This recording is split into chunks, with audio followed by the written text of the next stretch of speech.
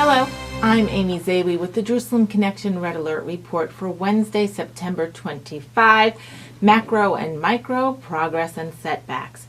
As reported in the Jerusalem Post by Kenan Lipschitz, a Nazi group in the Netherlands is slated to hold a protest outside the Israeli embassy in The Hague on September 28th.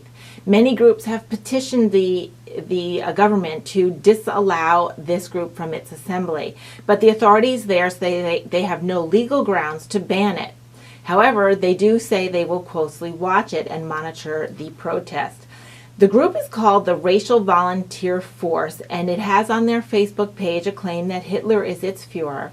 They also wrote that their protest at the end of the month is against the, quote, shadowy dealings of the Zionist lobby, and they are targeting anti-Muslim lawmaker Geert Wilders, and they call him, on their Facebook page, a, quote, Zionist pig.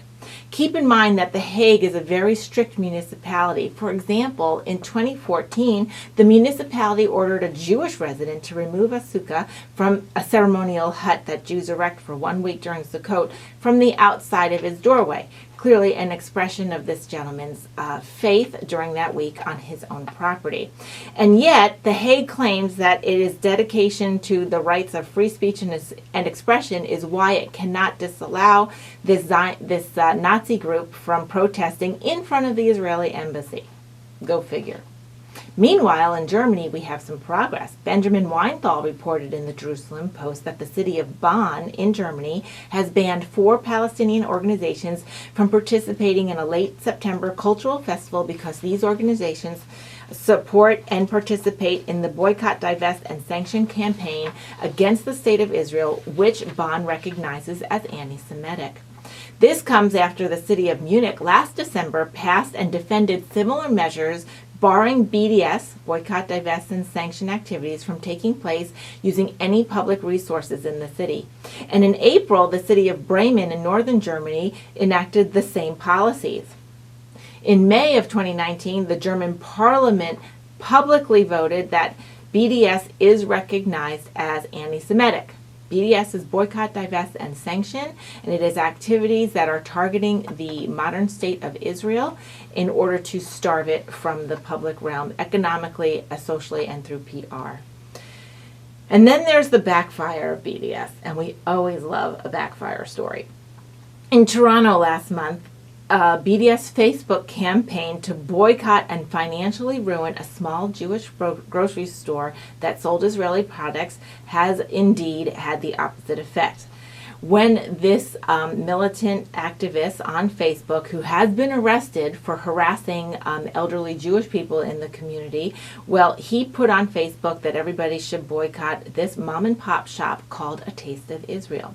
Well, Canadians would have none of it, and they came out in droves to patronize the store, including members of parliament, Christians, and all sorts of people from all walks of life and ethnicity came out to support the shop.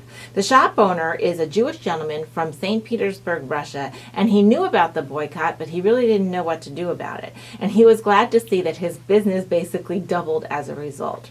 And the irony is that before the BDS campaign on Facebook, many of his customers were actually Israeli Arabs and folks from Gaza who came to his shop to buy their favorite Israeli products. The shop owner noted that about half of his inventory is indeed imported from Israel, and the other half is from Canada and other parts of Europe, and everything is kosher.